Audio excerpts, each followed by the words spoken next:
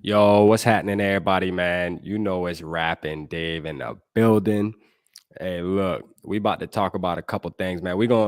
Dave did a video about the NFC landscape, you know what I'm saying? We're gonna talk about that.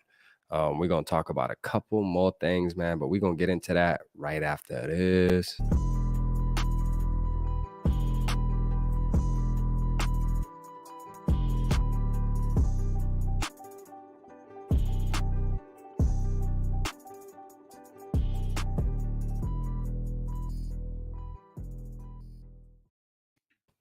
What's happening? What's happening, Dave, man? How you feeling tonight, man?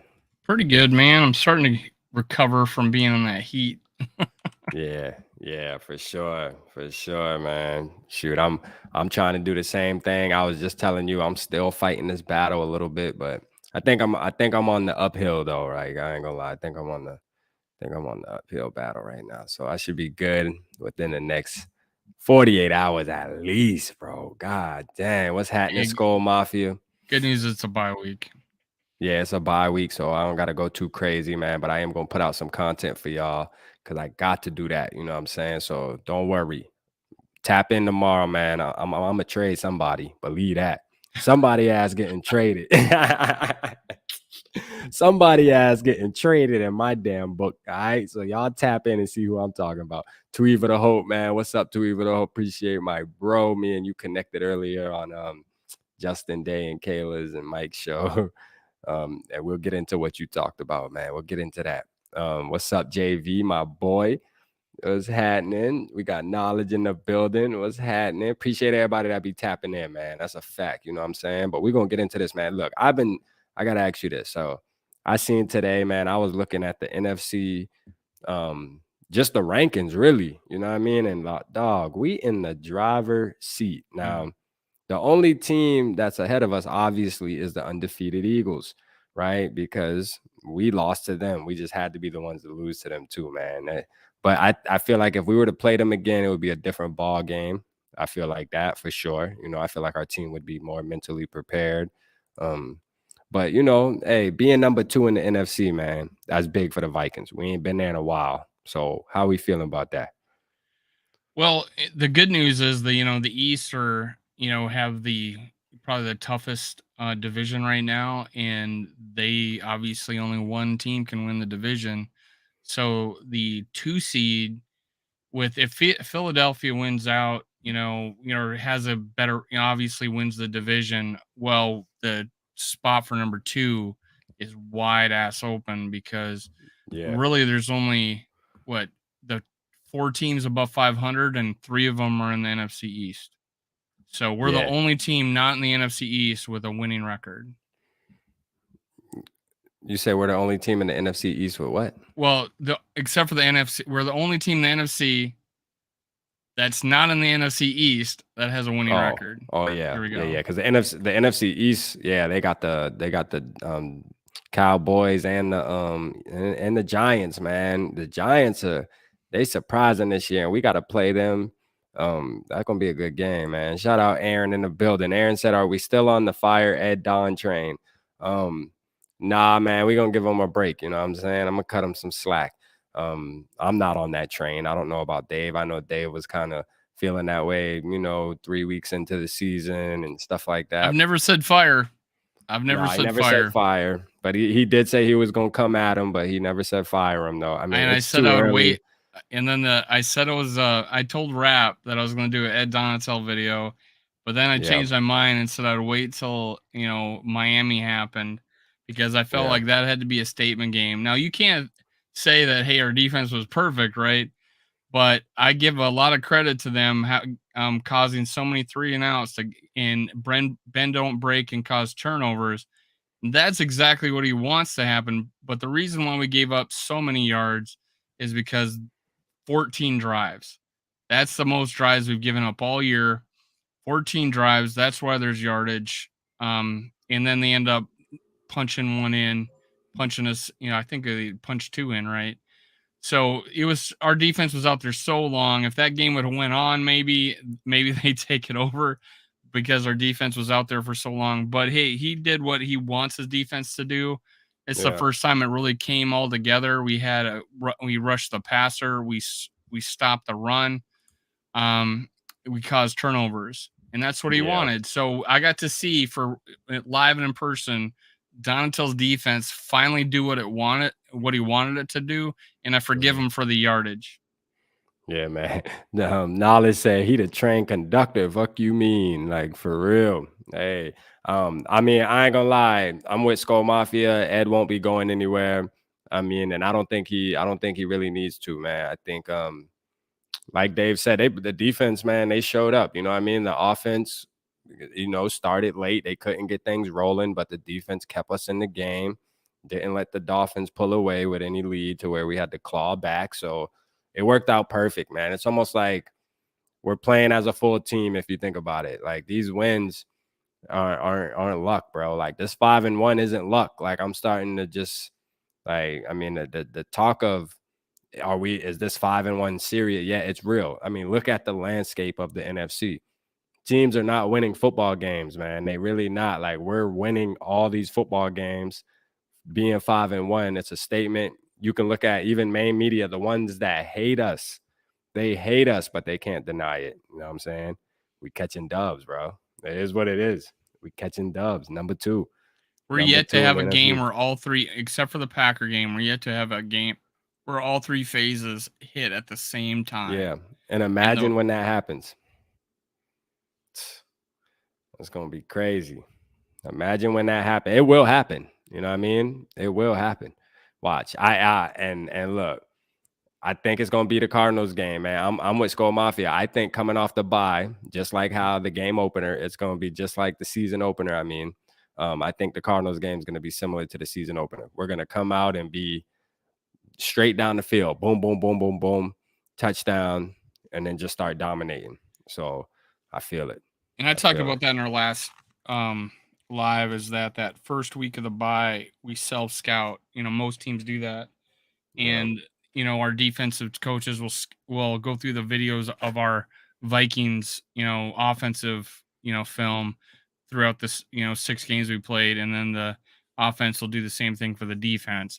And then they'll be able to collaborate. That's our favorite word as Vikings, and come up with a game plan to just trounce on the Cardinals. Now, I believe they may have lost a player, but replaced him with what's his name from Carolina that got kicked off the sidelines. Oh, Robbie Anderson. Yeah, Robbie Anderson. Yeah, the Cardinals just got him, but I'm not worried about. And then plus they get their number 1 receiver back, but I think they lost somebody in that last game potentially. Yeah, that I don't think Robbie's gonna swing. Brown, I think his name was Brown. Oh, they lost. Oh, they lost Hollywood Brown. Oh, okay. So that's and Hollywood's better than Robbie. So let me look. Yeah, Hollywood Brown. That's his name. So that's if that's who you're talking about, they lost. If it's Brown, then yeah, that's their number 1 receiver at the moment. Injury. Yeah, Hollywood Brown and walking boot after Sunday loss. Oh yeah. So yeah, that's a wrap then, man. I mean, we getting so many breaks. It's crazy. We just getting break after break out here, bro. But I ain't complaining at all. You hear me? Let's see. To get respect from the national media, we got to beat the Bills. They can't deny us until then. Yeah, for real, man. The Bills are beatable too. That's the thing, man. I'm not worried. I mean, don't get me wrong. The Bills are a good team. They are a really good team. That is going to be a challenge for the Minnesota Vikings, but I'm not as like, oh yeah, we're not winning that game. Like at the beginning of the season, doing the record prediction, once I seen the Bills, I was like, that game is a loss. All right, that's a loss. And we ain't even going to talk about it. But I mean, shit, now it's like I've seen the Bills get exposed. They can be exposed, man. The Bills can be exposed. The ball it's one of those games where the ball's just going to have to roll our way that night. That's all. If they're hitting on all cylinders, then I don't know. I don't know, man. Aaron Hendricks here, he says, do we still go after someone for our secondary before week 8? I don't think we do. Not in the secondary. I think we're deep at safety, right? And yeah, our cornerbacks played awesome, right? Peterson. Yeah, I think Patrick Peterson's just been playing so good. They might have would have did that, Aaron, if if he was looking like he was losing a step, but he's not. He actually is looking like he's gaining a fucking step, which is crazy. But I mean, it is. He's looking like he's playing when he was younger in his prime. He really does. I mean, it's crazy. I can't believe it either. Only if I don't see them benching someone to bring in a guy. If anything, it would be Shannon Sullivan. I don't know, but I figure we got enough candidates in house to compete for that. But yeah, right now I don't see us replacing a Peterson or a Dantzler, especially how well they played. But that his second part of his questions, he wants to get a different tight end. I wouldn't mind adding a better backup tight end. I don't know why we're trying to make Munt a playmaker. Yeah, he's not. Yeah, every time he catches the ball, he just gets tackled right away. Like, yeah, I mean, but I am not. I'm not displeased with their Irv Smith Jr. I just don't think Irv Smith's been playing decent. He's just not the superstar that I believe a lot of us thought he was. All the hype. He's not a superstar. There's 2 plays that could have changed it, or 3 plays. That one where he dropped that ball against Philly. But the last 2 games, he was missed for a wide open touchdown. I think he was missed for a wide open touchdown. He was missed for a wide open touchdown. If you watch the 22 Cousins mic'd up, he apologized him on the field. In this last game, we were going for 3rd down. He threw it to KJ. If he waits a little bit more, Irv Smith Jr. is wide ass open again. He wouldn't get a touchdown, but he was going to be wide ass open if he just would have waited. Of course, he wants the 3rd down. He throws it to KJ. KJ drops it, but Irv Smith Jr. was going to be wide ass open. Those 3 plays would probably be changing our narrative right now about Irv Smith Jr., but he got another touchdown. Yeah. Why not? We better hope for a lot of injuries on the Bills for us to win that game. We better hope for a lot of injuries on the Bills for us to win that game. Hey, you know what? Too Evil, man. We've been getting blessed. You know what I'm saying? We have been getting blessed. I think the tide swing to the purple now, man. Maybe we will get some blessed. Now, I don't wish injuries on anybody, man, just as human beings. But am I going to complain if it does happen? They're playing football? No. But, I mean, I don't wish them on them, though. You know what I'm saying? I'd rather play, honestly, I'd rather us be full strength against full strength and see what we can do. Because that's going to let us know what we can do when the playoffs come. Because we're going to the playoffs, all right? Just buckle up. We going to the playoffs. I can guarantee y'all that. It's happening. We will find a way to get in the playoffs. So I ain't got no doubt in my mind about that. Yeah, we just need to go, 5-6 the rest of the season to have a 10-win season? I'm telling you. Doesn't that feel good? We're going to the playoffs. Yeah, we're going. And you know what? The game coming out the bye, you can consider it all. We might start out slow. No, I think we're going to come out the bye firing on all cylinders. I'm calling. I feel good about it. I think the Cowboys, the Patriots, and the Giants are all at home. Oh, yeah. I'm talking about the home games. The Jets are on the road, and the Buffalo's on the road. So those are our 5 winning teams we still got to play. And then, Packers are 3-3. That's on the road. But 3 of our tougher games are at home. So that's pretty good. Let me shout out these sponsors real quick while we got y'all in the building, man. Make sure you hit the like button. First, we're going to shout out Rinaldi's Pizza and Pasta. Y'all make sure y'all go tap in if y'all in the Minnesota area. They just got I heard. I haven't been there, as y'all know, but I will go there when I tap into Minnesota maybe even this year, man. I'm talking to my wife. I'm trying to bribe her to take another trip. But let's we're gonna go there, man. But Justin Day be bragging about their cheese bread and all this, that, and the third. So make sure y'all go there. Shout out to them, man. This couldn't be possible without them. Then we got Nautical Bowls. If y'all want to get a little healthy kick, go tap in with Nautical Bowls. I think both of them are in Woodbury area. So make sure y'all there. If y'all in the city, man, go tap in with our sponsors. Gotta thank them, man. They keep the show rolling. Now, another thing, if you guys are on Facebook, the Purple Code, the original Facebook page is done for good now. All right. We thought we got it back. SK thought he got it back, but something happened and we don't have it anymore. So now we got the backup page. So y'all make sure y'all go and like the Purple Code backup page. All right. Because that's the new page that we rocking with on the Facebook side. But, y'all know I like to focus more on the YouTube. So make sure y'all hitting that like button on YouTube. Make sure y'all hitting the subscribe button if you haven't already to the purple code. All right, so let's get it. Let's get it. Hey, SK in the building. Speaking of SK, he in the building. What's happening, my guys? And make sure if you're listening, you go over and subscribe to the purple code to get that page growing. We first joined, it was in like 18. Now it's over like 140 some. 44, I think. 144, good shit. So let's get it over 150 before the end of the night, okay? Let's keep growing it, man. Ed Donatell. We just was talking about Ed Donatell, SK, man. I ain't gonna lie. We were just talking about him. You know, just saying, like, I think his job's secure, though. You know what I mean? Like, at the end of the day, he just gave game ball. KOC just gave game balls the entire defense. I don't think Donatell's just said, going anywhere. Here's the whole defense, man. Whole defense get a game ball. So, yeah, man. We doing good. What's happening, Jim? Appreciate you, Jim, tapping in with us tonight. Thanks, SK. Appreciate you, Jim, tapping in.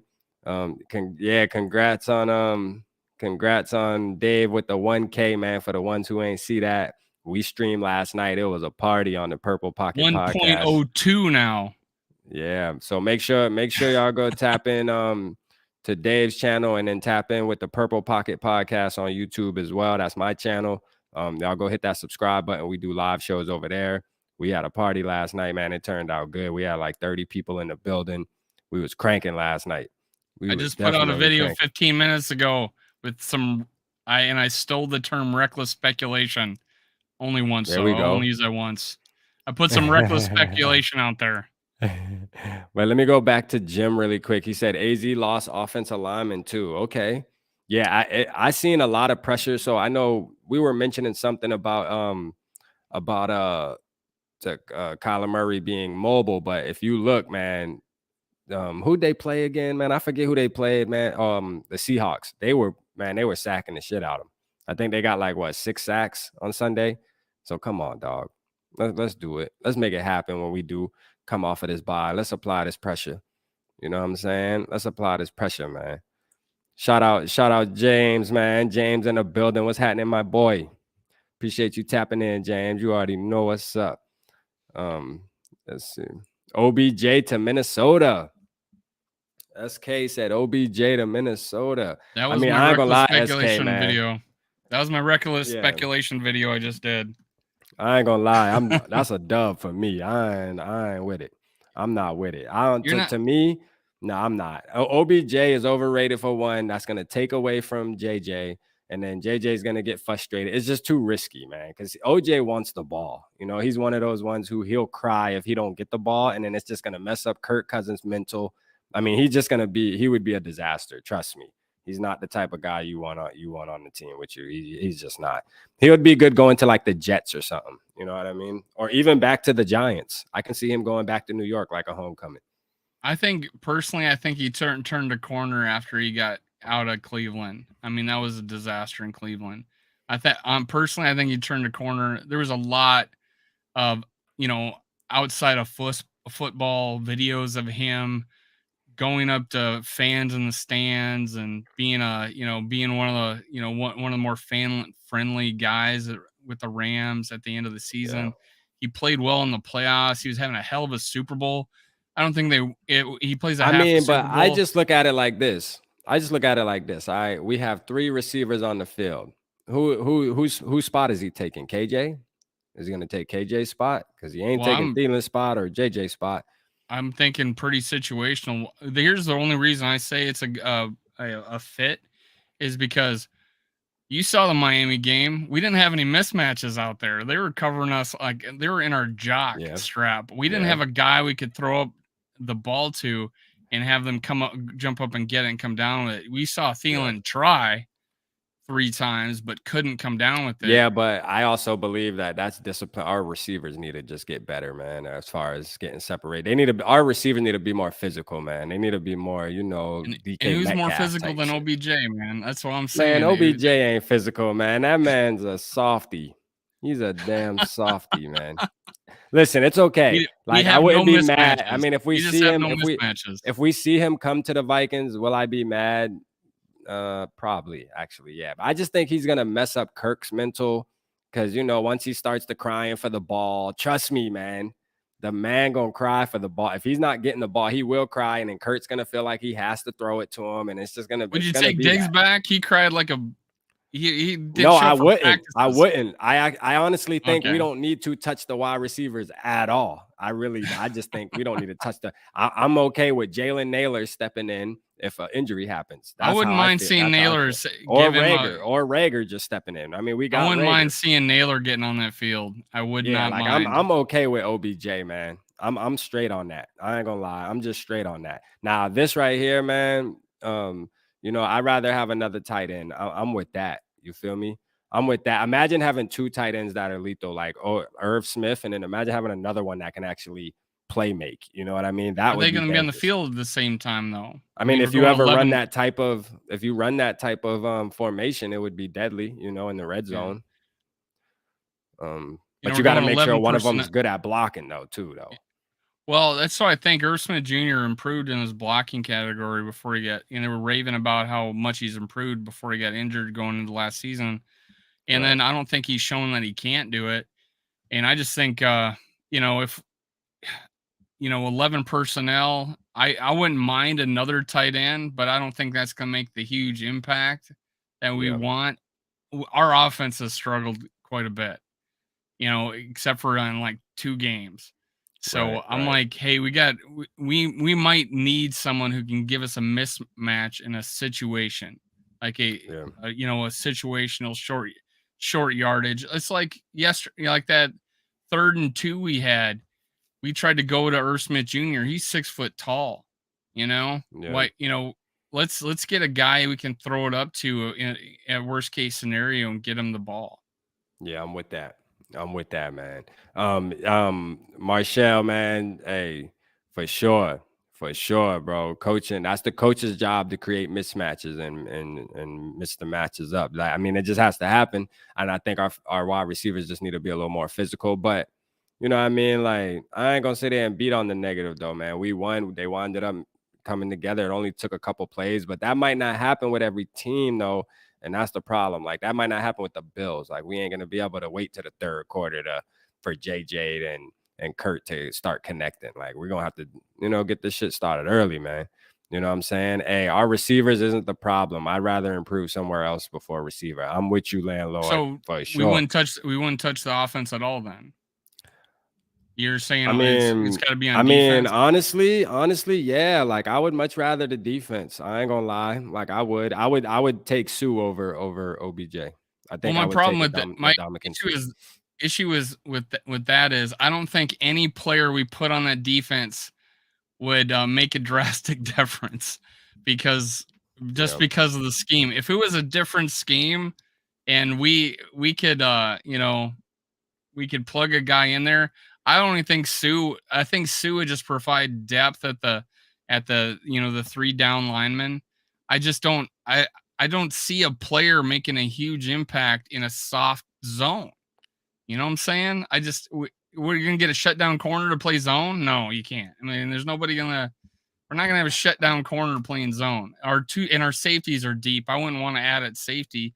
And linebacker. Yeah, we don't need no safety. Yeah, and linebacker, we got our Kendricks and and Hicks. I just it's tough to what are you gonna play? Is get someone to play behind Zadarius Smith and Danielle Hunter? Well, we got Wanham and we just found Jones. Patrick Jones. Yeah, Patrick Jones did crazy good. The only place would be the only place would be playing like maybe defensive end over a Bullard. That's the only place. I ain't gonna really. lie though. I would be okay with adding a cornerback though. Like, I mean, don't get me wrong. Like, Dantzler is my guy, right? Dantzler is my guy. But if you can trade for somebody that's like, really solidified, you know what I mean? Like, if you can, I mean, this isn't a free agent pickup. I'm talking about trade. making a move. Yeah, where it's like, okay, we're getting this guy. Like, hey, I'll be okay. Because that would make and players get injured. So any depth we would add, I would be okay with because players could get injured. I do feel like Kwesi's gonna make a move though. You know what I mean? I think we'll see something happen on the roster this bye week. But I mean, we're 5-1 though. So when you're winning, when you're 5-1, you winning. It's almost like, damn, don't fix it if it ain't broke. You know what I mean? Because I'm a firm believer in that too. Why fix it if it ain't broke? I mean, we 5-1, guys. I mean, obviously, the personnel we have is doing something right, regardless of what we think. Regardless if we think there's room for improvement. Listen, we could be 6-0 right now, and there'll be room for improvement. I mean, Eagles fans aren't satisfied yet. They're 6-0, and they're still saying, "Oh, we can change this. We need to go sign this player, do this." Listen, we 5-1. The team balling, man. Let's just be happy about that. I Well, mean, you know, damn, boy. Quasey's gonna do something. Yeah, Quasey's he gonna do might though. something. He might. We're at What's up, my 50, boy Granddad's in and the we're at building? 52. We don't have 53 on the roster right now. We have 52. Yeah. We just released 2 guys. Rock 'em, sock 'em, fight. Look at my boy Granddad. See, Granddads, I knew you was one of us, man. I knew you was one of us, Granddads. It's okay, man. I told you that. I told you are welcome. You are welcome to the Purple family at any time, man. For sure, man. You know what I'm saying? You are welcome, man. We always enjoy your company, bro. You definitely a Viking at heart, man. Don't lie. Don't lie, Granddadzer, man. You know you a Viking at heart, man. You just seem like a Viking. But yeah, I mean, Minnesota shit. nice. Yeah, he is. You're Minnesota nice, Grandizer. That's why we think that of you. I love Granddadzer, man. Granddadzer be putting in that work. The straw that stirs the drink. He damn sure is. On NFL my boy YouTube. Be supporting everybody's podcast. He be all over the place, man, helping everybody out, supporting everybody. You definitely gonna be a moderator on my page, Granddadzer. I'm not doing the moderator thing until I get my 1,000 subs and all that stuff, and it starts getting packed. But you on there, believe that. You might be my one and only. That's a fact. But yeah, man. I mean, shoot, hey, look, I'm feeling good. I'm feeling good right now. I don't really know what to even talk about anymore, bro. Like, we 5-1, we number 2 in the NFC. We in the NFC North, we in the driver's seat. I mean, what is there to talk about? Sometimes it's just better to keep your mouth shut and just enjoy what we got going on. We don't really need to make no moves. We can speculate on things. I'm definitely gonna do some videos this week, and I'm gonna speculate. You know what I'm saying? I got you, James. Just text me once you see us get off. Who do you think? How about this? Who do you think who's stood out so far in these 6 games? Like, who you want to continue playing as good as he is? There's some obvious ones, you know. Yeah, Danielle Hunter for sure. That would probably be one. I just feel like Danielle Hunter hasn't been playing like the Danielle Hunter we know he can be, because he's a superstar. You know what I'm saying? I think you're answering exactly the opposite of my question. Like I said, who do you think has been good that should continue to play good? Oh, that can continue to play good. Like, okay. Who stood out so far? Oh, who stood out? Oh, Metellus for sure. Josh Metellus. Yeah. Cameron Dantzler, of course, y'all know that's my boy. I'm with Justin Cox on this. Bradbury, that's an obvious one. You know, he did almost get Cousins killed this last game, though. But yeah, he did. But I mean, hey, the first 5 games before that, he's been playing pretty good. Consider it's Bradbury. You know what I'm saying? Like, he playing like a damn Hall of Famer. You went from putting his house up for auction to actually liking him now. Oh yeah, he'll get a contract now. You know what I'm saying? You're gonna get him a cut. He playing for a contract, boy. That boy playing like a Hall of Famer now. All of a sudden, like, god damn. He said, "Boy, forget that." Hey, it just took him what, 2009? Man, it just took him a couple years to click, man. That's all. It took him a couple years to click. You know what I'm saying?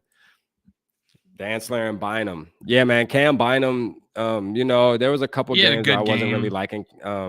I wasn't really liking how Bynum was performing. I think Metellus is a better option. I ain't gonna lie. Even right now, I would put Metellus out there before Bynum. Bynum don't make that tackle, even though that was a punt team, but Bynum doesn't make that tackle. Bynum don't make that play. Nah, Bynum ain't making that play. You know what I'm saying? I just think Metellus is a dog, bro. Like, he really is. I mean, I just scrappy think at Michigan. I think Your Metellus alma mater. should start. I think they would see a difference if Metellus and Harrison Smith were out there together instead of Bynum and Harrison Smith. It would be a better option for us, man. I think it would improve the defense a little bit. Now, will Metellus make the defense move up 5-6 spots in the rankings? No, but I think he'll make more plays than Bynum will. But Bynum had a great play against the Dolphins, man. A pass breakup. He was Yeah, he one-on-one. played really well. You know what I'm saying? So he That definitely might have been recovered his the best fumble. game because he actually had some pass breakups. Yep. He wasn't So just man, tackling on shout out someone to after a Bynum. catch. Yeah, man. Shout out to I Bynum though. Because y'all know how I felt at the beginning of the season and the off season about Bynum. I was hype on him. You know what I'm saying? I was saying that Scene isn't gonna take the job from Bynum. Bynum's gonna beat him out. Like, I know Scene was a first round pick, but it's like, listen, you ain't just about to take Bynum's job. Like, Bynum's a baller. So I was high on Bynum, man. I just think he kind of started out slow, but looks like he's coming together though. You know what I'm saying? Shout out. We got 16 people in the building, man. Now make sure you hit that like button. If y'all on Facebook, hit the like button. If y'all on YouTube, hit the like button. Smash it, man. Scroll that button. You hear me? Score that button. Gotta get it pumping, man. Appreciate y'all tapping in. We got I 3 think safeties to go now. Yeah. I think Justin Jefferson obviously except for 2 games, right? This last game felt like it was going to be one of those bad games, right? But that sneaky son of a gun got like 170 yards and 6 catches. 3 really big catches. 2 to get us down to the end zone. Yeah. He if he has games like that when we're playing bad, that's a big thing. Obviously, Zadarius Smith has stepped it up. I forgive him for his run defense. I think he was used better. I didn't see him being the guy setting the edge. So I loved what they were doing with him. They had him they had him going up the middle, rushing up the middle. I don't know if you call it a blitz because they went 4 guys a lot, but and then just our backup guys like Wanham and now Jones stepping up like that. Our backup outside line, our whole linebacker crew, I think's played really well. I know people talking about Kendricks and Hicks being a step slow and it's time to move on from them. Dude, these guys are being required to cover the entire middle of the field with this shell defense and have these safeties play center field. They're being asked to do way too much. And in the process, they're still making 10, 12 tackles a game. They're playing real. They're doing the best they can for what this defense is forcing them to do. But our outside linebackers have all been playing pretty well. You can even say Daniil Hunter. He'll get 6 tackles in a game, and 2 of them for loss. And he's done that several times. And he's gotten what is he up to 3 sacks now? He's being misused. He needs to have his hand on the ground, but he's making the most of it, and he's been great against the run. So I like those guys. And then a shout out to our offensive line. This is the best offensive line since 2012. I can't say enough about it. Maybe 2013 and 14 were okay too, but this is the best offensive line since then. Yeah. Shout out to Landlord, man. Appreciate you, Landlord, being active tonight. Make sure you go subscribe to our YouTube too, man. Purple Pocket Podcast. Go subscribe to that, and then Minnesota Sports Talk as well. That's Dave's channel, man. You active, man. We rocking with you for sure. We rocking with you, bro. Thanks for listening, man. Yeah, man. You being active, man. We love that active shit for sure, man. That, hey, but you got a point though. That does speak on the coaching. These are games like last year, bro. Like, you hitting it on the head right there too. You know what I'm saying? Like last year, these are all games we lose. You know what I mean? These are all games that we lose. We're on the losing end of these games. It just shows you the discipline, the mental preparation that Kevin O'Connell instills in these players. I mentioned that last night on our live show. Like, this dude is different, bro. This dude, the Kevin O'Connell, is different, man.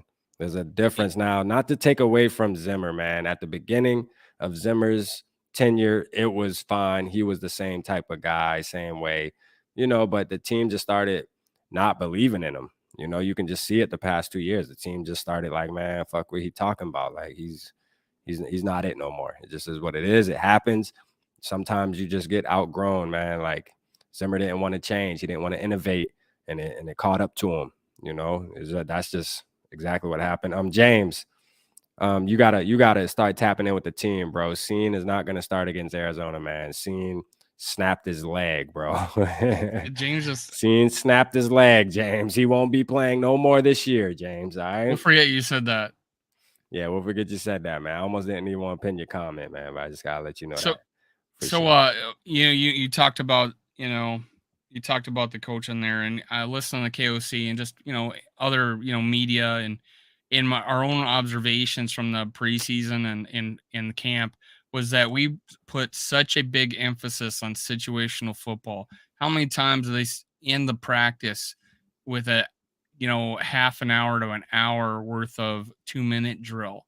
And you're running your 2-minute offense, but your defense is running 2-minute too. So what happened this last game? We squeezed another 3 points out with 18 seconds left to go in the game or in the half. So that kind of thing was a big deal, huge deal. Yeah, for sure. Let's see. Shout out Day, man. Y'all make sure y'all go subscribe to my boy, man. Purple and Gold for Days. Y'all go tap in with him, man. That's Justin Day. He also does a show on here on Mondays. Yeah, Justin, I didn't know what your channel. I didn't know what your channel was called. Sorry about that. Yeah, I was gonna do something, man. but I was like, me and him politic last night, man. He gonna get on the ball, so y'all make sure y'all tap in with my boy, man, for sure. I was wondering when you were gonna do that. Y'all got to do that. I was telling him the same thing, Dave. Thanks for saying it like that on live, bro. Just so he know we ain't even have me and you talked about that about him. Yeah, we're like, what's he? Why not? Why doesn't he have his own show?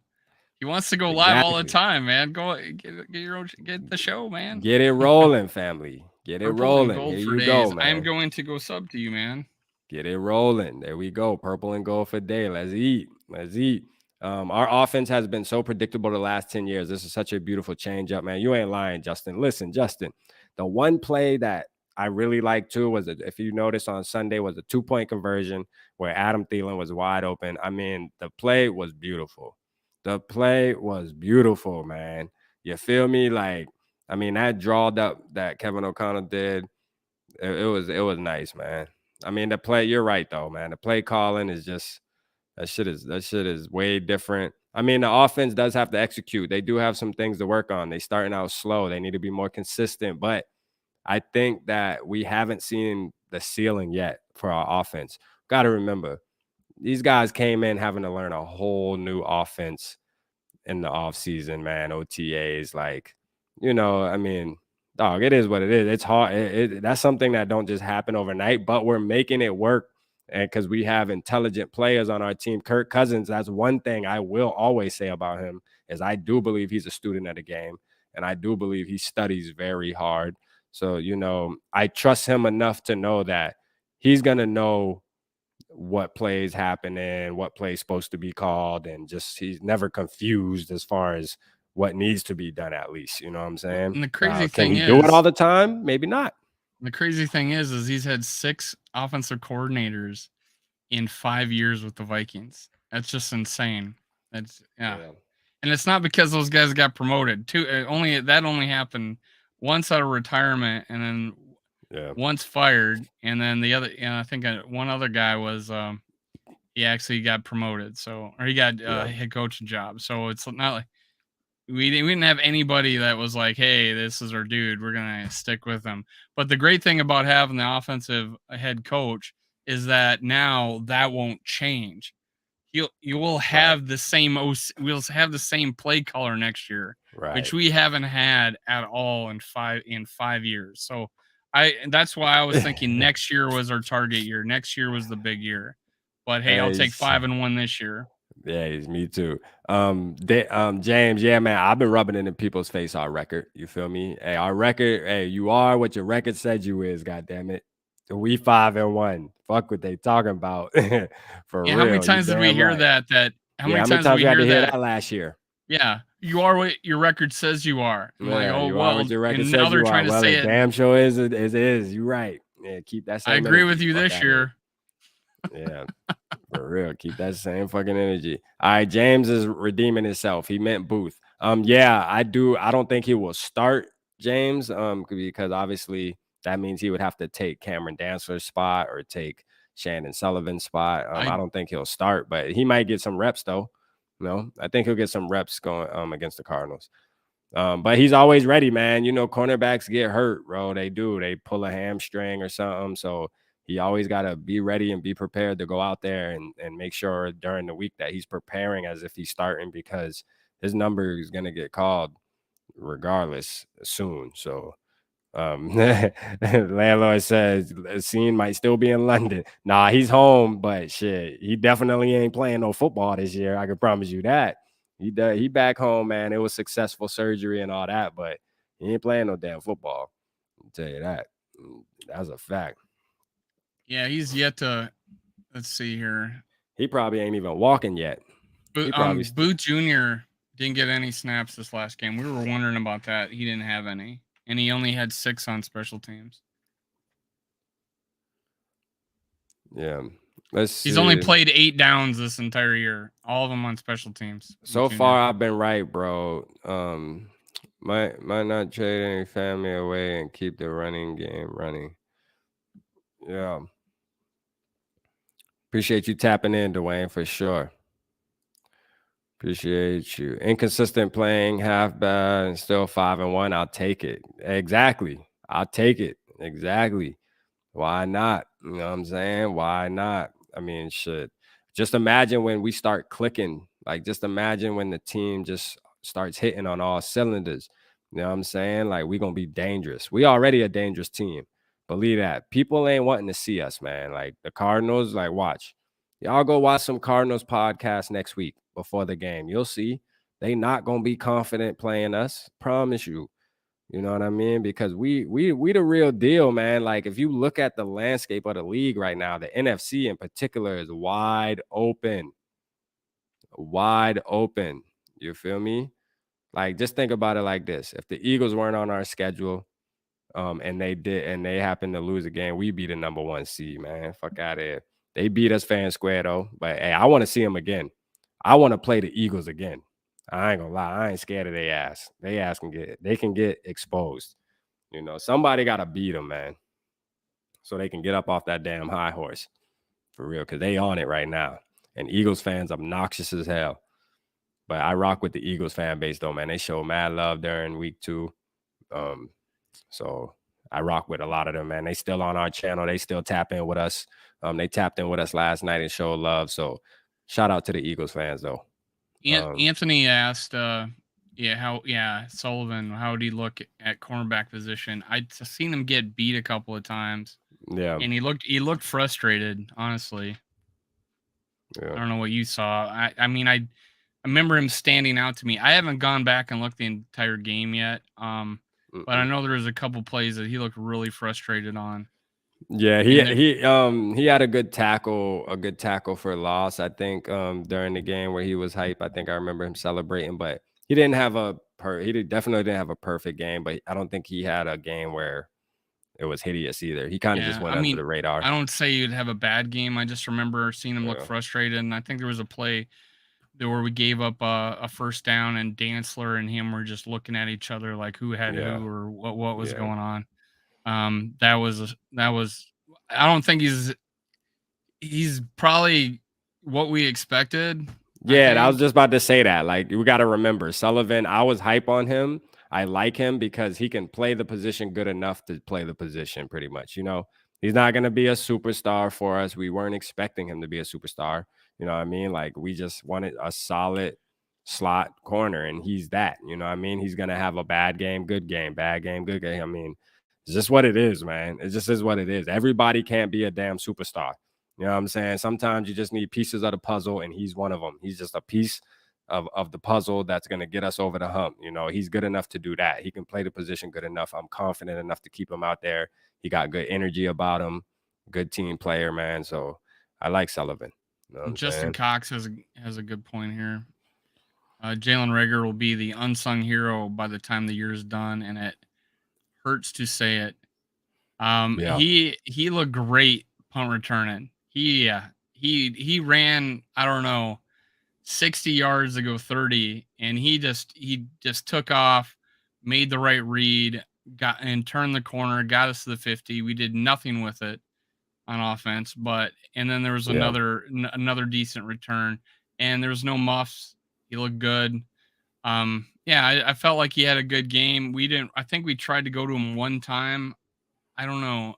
Did we even have a play for him in this last game? I know we did in the game before and he got the touchdown, but I don't think we used him at all. I know we Yeah, I don't lined think we him used up. him. I know we lined him up on the back guy in a bunch formation. I thought, well, here comes the screen, and that didn't happen. So I don't Yeah. know. I just don't Yeah, think he we went had out enough there for a plays. play. Yeah, he went I out there don't think for we a had play, enough and I thought it was going to plays. be a sweep. Yeah, we didn't have enough plays, really. Yeah, Yeah. our offense, you got to remember, our offense was 3 and out, 3 and 10, out, 3 and out for a 10 3 and while. outs. Yeah, for a 10 while. 3 and outs. Trust me. Jesus. Hey, wow. Oh, wow. I was getting mad as hell sitting at that game, boy. I'm like, man, don't tell me the game that I come all the way to Miami to watch is going to be like the Thursday night game And you with see the us fucking have the worst offensive game of the year. Commanders and the Bears or some shit, like fucking 9-12. I'm like, yo, don't do that. Don't do that. Don't do that. You know what I'm saying? That shit would have pissed me off. But it turned out to be a good game, man. I was glad I was in the building. And we came deep too. Man, Vikings took over Miami, man. That's a fact. Actually, somebody tweeted, who said it? Was it Cook maybe? Cook said it felt like a home game. Well, we couldn't It felt see it like a because home game. we were sitting on the where all the road fans in the bottom of the stadium. Our road fans were on that side of the stadium, and my buddy had a view of it, and he told me that whole section down below us was completely full of Viking fans. So we had Mhm. half the lower bowl, well, the Viking side of the sideline. We had that whole lower bowl section. We couldn't see it from where we're sitting, but yeah, Mhm. we had a big crowd there. Yeah, we did. The only difference I see is Kirk doing is running audibles and check down, reading the defense. Yeah, but that's a big difference though, and it's paying off. You know what I mean? He's making plays and making reads like that pass you seen Dwayne to Justin Jefferson. That wasn't an original play. You know, he went up to the line, checked it, and made that happen. So it's good that he's doing that and able to do that now. Rather than just whatever the play is. You know what I mean? Like what we're used to. So We it's like good that he's earlier doing that. games, we were getting up there with 15 seconds on the play clock. Yeah, This game, we were getting up there with 20 or more every single yeah, play, and he was able to do and check that. We shifted formations. Commanding guys to go left and right. Now yeah, there is a big difference yeah, between this year and the past couple years, is we don't throw the ball down the field as much as we did the last 2 years, and we're yeah, taking what the defense has given us. And the only downside, and that's where I think this self scouting is going to change things going in, because yeah, Kevin O'Connell was talking about how when we came out there in 11 personnel, the Miami stayed in their base personnel. They yeah, didn't go nickel at all to start the game, and he says we were and that frustrated us early. And what I'm thinking is, hold it. I would think we would have the advantage on that. Like we would have the advantage. Let's throw the ball. Throw the yeah, ball right then them not going nickel. And I think yeah, I don't know. We didn't we didn't take advantage of that. And the big thing was I'm yelling, why aren't we doing any crossing routes? Why aren't we doing any crossing routes? yeah, for sure, man. Let's see right here, man. Who am I looking for? Who am I looking for that I seen? Oh, Nikki. Yeah, shout out Nikki, man. Appreciate you tapping in, Nikki. I see you. Don't worry, I see you. I've been waiting.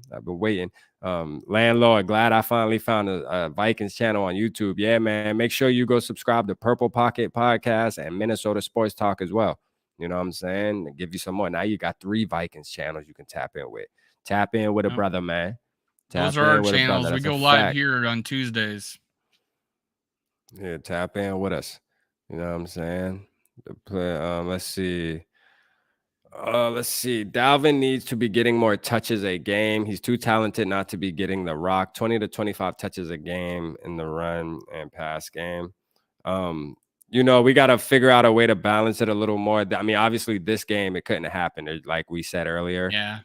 there's just not enough. There just He wasn't was enough. 12 for 24 or something like that before he hit the 53-yarder. So there wasn't the 3 and outs. We just didn't have as many plays. We just had many opportunities. For all the drives we had, 15, we still only had like 60 plays. And it just, it was frustrating to see that. I don't know what was going on in the interior line. I don't know. The time I thought we did have a good run, it was a stretch play. And the time where we were doing bad, it was up the middle and we're just getting stuffed. So I think again, self-scouting will show our, KOC that he needs to make some adjustments on some of those running plays. And, as far as 25 carries a game, with a guy with a hurt shoulder, I'm not sure about that, but he has gotten 20 carries in a game so far this year, but usually he's around 18. And I think 18 to 20 is just fine for Dalvin Cook. What's up, man? We got Day in the building, man. We got Day in the building with us, man. He tapping in with us right now. We're gonna let him politic with us for a little while, man. Well, we got a little while longer on here. Dwayne, look, the Vikings need to find a way to blitz. I haven't seen a lot of it. You are absolutely correct, man. You know, we one of the lowest percentage teams in blitzing, but this game in particular, we applied pressure. I don't think we blitzed a lot. We just were applying pressure. Remember that blitz Harrison Smith and they ran away from him? Yeah, in the first half. That was that was creative. I mean, Mike in the building, 5-1. You still want Donatel fired? Hey, look. Enter at your own risk, okay? Because we on that, boy. Mike. Now you know we on that. Now we will get on your ass in here tonight. So enter with your own risk. Well, just to let you know, we talked about it. I don't think Donatel's going nowhere. I never really wanted him fired anyway. So I don't know if you're asking Dave that because I never was on fire Donatel train ever. Again, he doesn't listen enough to the show. Comes in maybe here's the word Donatel and it's in his head that we said fired. There's not one person on this live feed that ever said fire Ed Donatel. We said he needed to make some changes. And you pick the one game, well, besides the Packer game, the one game to go say, see, I told you, but we gave up 430 yards offense. Okay? Yeah, we did still give up yards though, Mike. 430 yards offense. But finally, he got the turnovers that would make the defense work. If there were not turnovers, they were marching down the field and we're going to take the lead with 2 minutes left. Thank God Smith got a hand on the ball, knocked it out, and it kept us from losing that game or causing Kirk Cousins to have to go the length of the field in 2 minutes. So, hey, go ahead, Justin, man. Go ahead, Jay. Go ahead, Jay Day. I know you want to stick up for your boy. Go ahead. No, hey, listen, he can stick up for himself. I don't blame you. I don't blame you. I would stick up for my guy Dave if y'all was coming at him. So go ahead. Well, Dave would say that Kirk Cousins MVP, and you'd still say, yeah, you're right. And then as soon as you were behind closed doors, be like, what in the world are you talking about? But no, all jokes aside. I would. He would say MVP. There's only one guy in this live that says Kirk Cousins MVP candidate. Only one guy.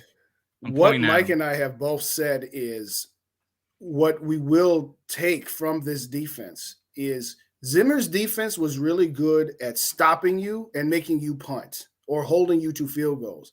But they did not get as many takeaways as a defense that was as highly regarded and ranked you think would. I'm not saying they never got turnovers, but this team is giving up a lot of yards. And, Mike, I'm going to get to them 3 and outs in a minute. I got you. Now, that one I will got you back on, Mike. But I think what Mike and I have said is at some point playing the cover 2 shell and just letting stuff come at you underneath open all the time. Yeah, we've gotten away with that against Jared Goff and Andy Dalton and Justin Fields and company. So it's kind of like everything else with this team right now is, okay, we see this and we see that. What parts of those things are sustainable in order to continue winning games at this rate, and which parts of that are eventually going to catch up with us? I think, and sometimes it's fun just to have good natured conversation about, well, you said this, therefore I'm going to say you said that, and that whole sorts of thing. You know, Rap, you've told people I hate Kirk Cousins, which is just straight up not true. But you know, it's hold on a minute, hold on. Have I told people that? You told people, okay. Actually, you said great. You said hate 8 show, and you and me would be running. I was like, whoa. Oh no, yeah. Well, I asked you to join with me, but you know, you keep backing out. I don't know if you're scared or something, but yeah, I ain't scared. Nothing. Let me real quick, Dave. Let me get to Mike's point, and this is what I said both yesterday in my quick and today.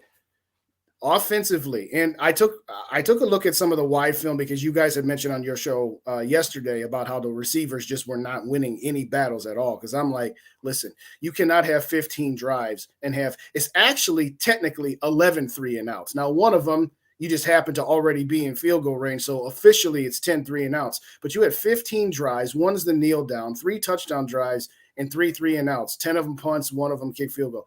This offense cannot be that inconsistent because that will catch up with us eventually. Just like everything else, the defense is going to catch up with us eventually if we don't tighten stuff up. But the same goes for the offense there too. So to wrap it all up, yes, absolutely celebrate that we're 5-1. Celebrate that the Packers look like straight trash right now because there's nothing better than a weekend where the Vikings win and the Packers lose. But there's a lot of tightening up that needs to be done. My question to both of you guys was, do you see a feasibility of being able to tighten certain things up so that we're not playing with fire and every week coming down to needing to make one ridiculous play or another at the end? I mean, what do you guys think?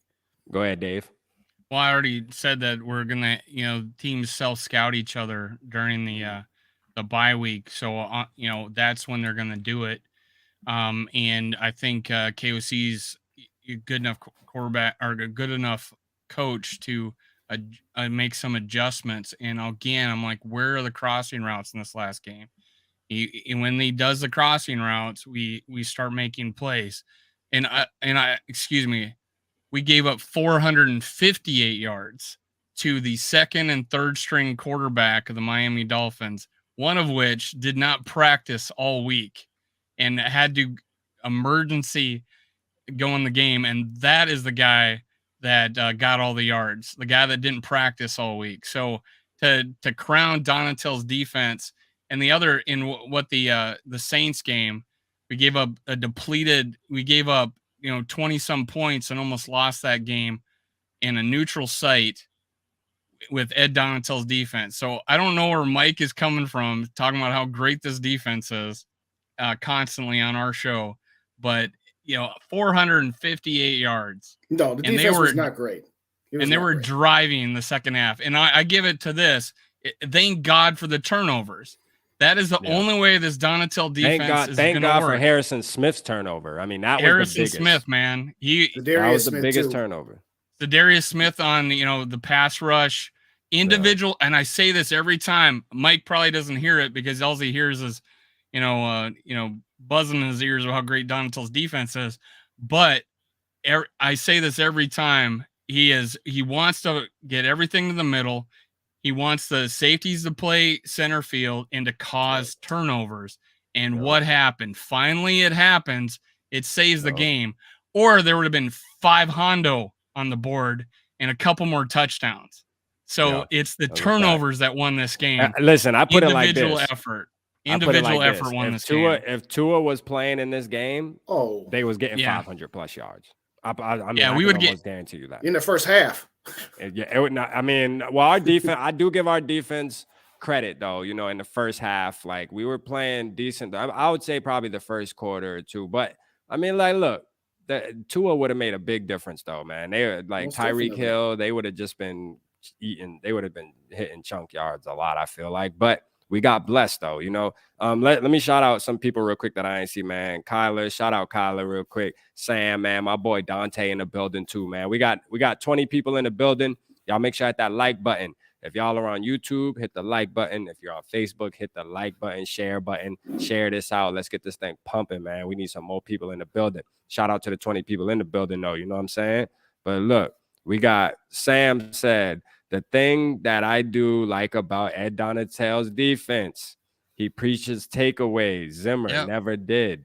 Say that 100% of the time. They are teaching takeaways. Sam. Good. They're always punching at the ball. Good take, definitely a good take. You know what I'm saying? Yeah, I mean, Ed Donatel, I think it's like this. I know a lot of us as Vikings fans, we don't feel like the defense can grow anymore from where it's at. Like, a lot of us feel like, hey, the defense is what it is.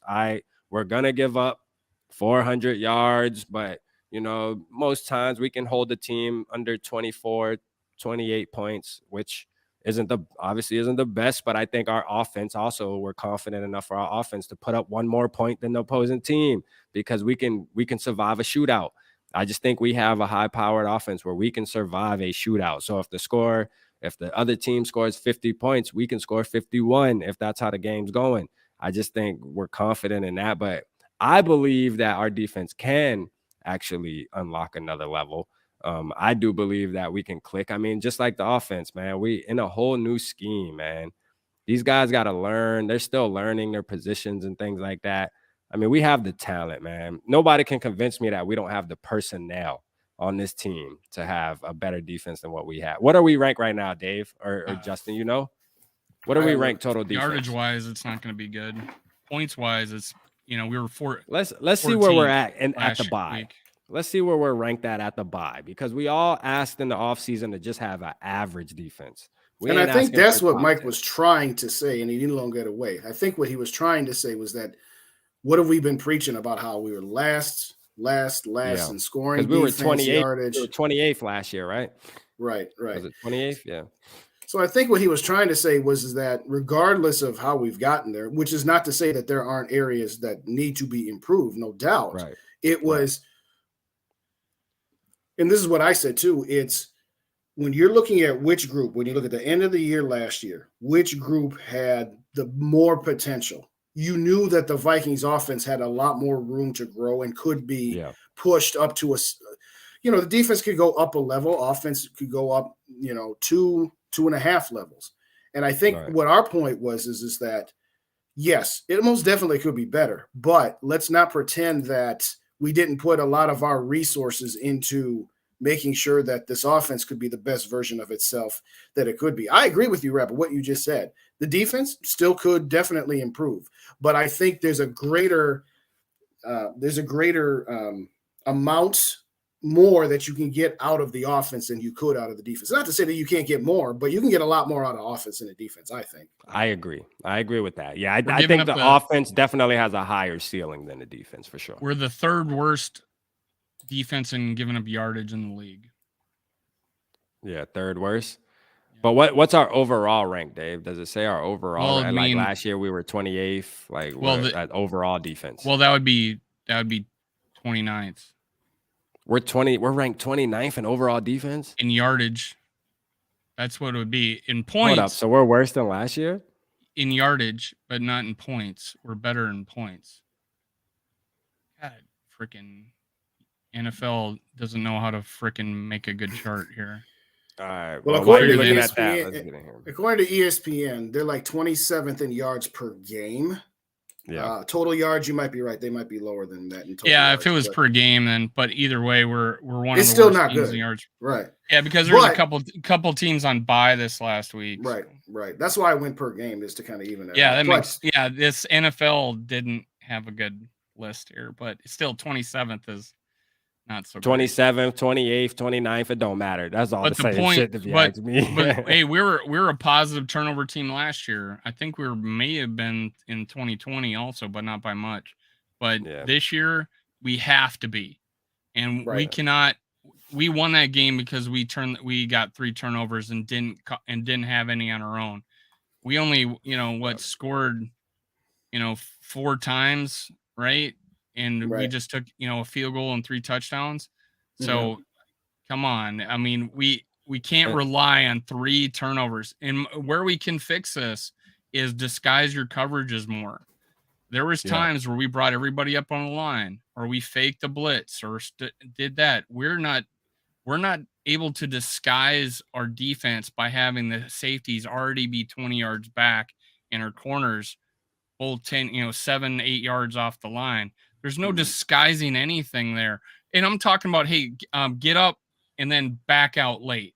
Do something that causes we're looking and everybody's set, ready to play defense. When I want to see disguising the defense, I want to be people dropping out late, coming up late, disguising a blitz, anything. We're relying on stunts to get to the quarterback, which we did, and we got to him, which was great. And I just, Zadarius Smith playing in different spots, that's great. All that's great, but right now we are a set defense out there, and they could spend all the time just reading us, figuring out what to do. I just disguise the defense a little more, and I think we could turn this around. Yeah, we're not giving up a lot of points, but hey, we haven't played that great of teams. No, there's a big talk about how Cousins can't beat, only can beat bad teams. Which team has a winning record right now that we beat? None. None of them. None of them. We haven't beat a team yet, except for Green Bay's 3-3. Green Bay's 3-3 now. Yeah. Shout out Dwayne, man. Let's not forget about number 91, Patrick Jones. Yes. Patrick Jones he had a great game. And that's another thing that we say about the defense too, though. That's another thing we say about the defense, bro, is we have Josh Metellus, we have Patrick Jones. I mean, we don't know what Andrew Booth is going to be yet, but we still have some guys that could make a difference. I think Patrick Jones definitely might be somebody with a chip on his shoulder that's ready to go out there and ball. I like DJ Wanham. So let me ask Dave something. Go ahead. You're on with Mike a lot, right? Yeah, Mike came on our last show and said our defense does not have the personnel. Okay. Yeah. I will half agree with what you're saying, and I'll 1/3 agree with what he's saying, and then I'll disagree a little bit both. Okay. There are a lot of named players. Danielle Hunter, Zadarius Smith. You mentioned a couple of young up-and-comers, Patrick Jones. And, of course, there's Pat Peterson and Eric Hendricks. Played good, yeah. And Harrison Smith. Can't buy them.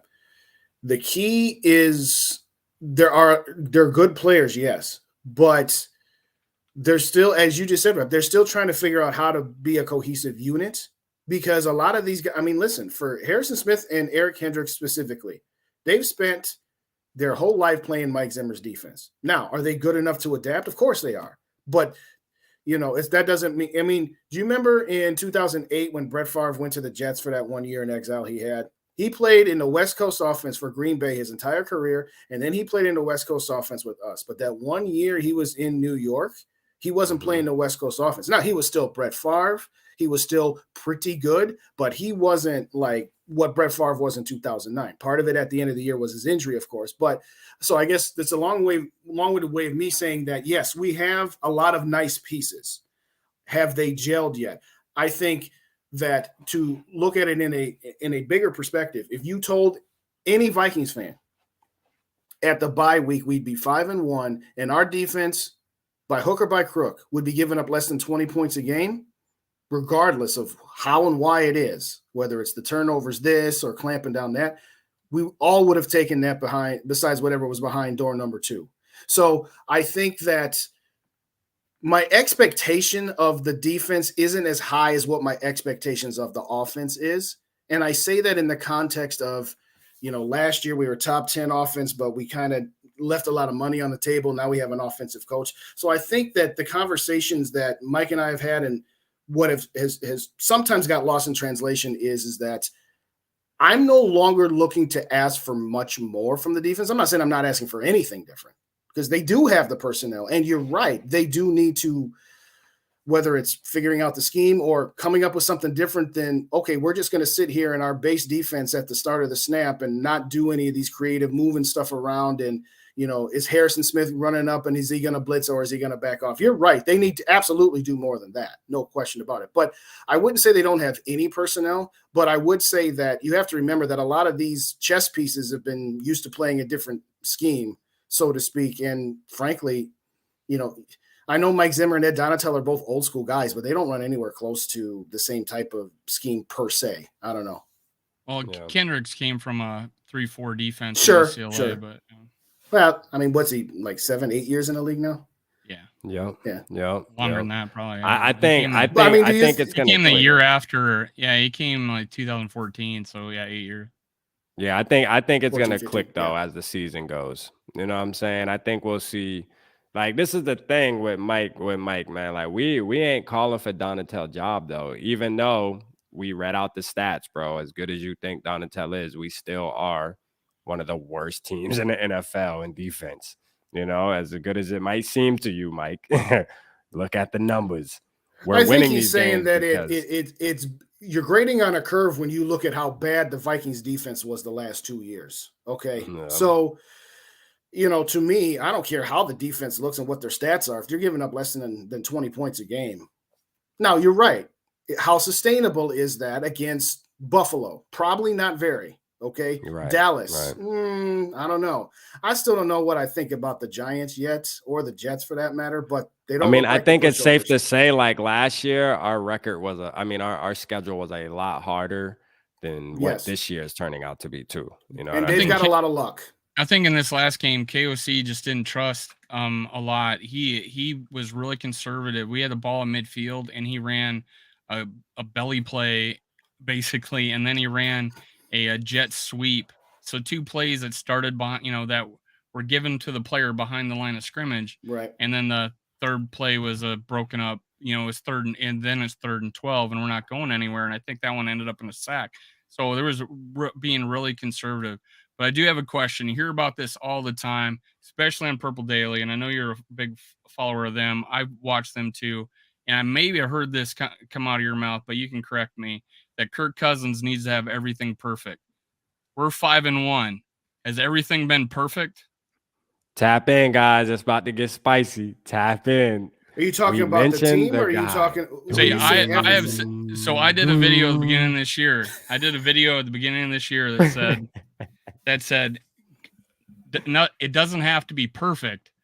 It just has to be average. And what do you know? Which is what the defense is. Let's not make this 3 hours. Let's not make this 3 hours. Offensive line. And then I'm at offensive line.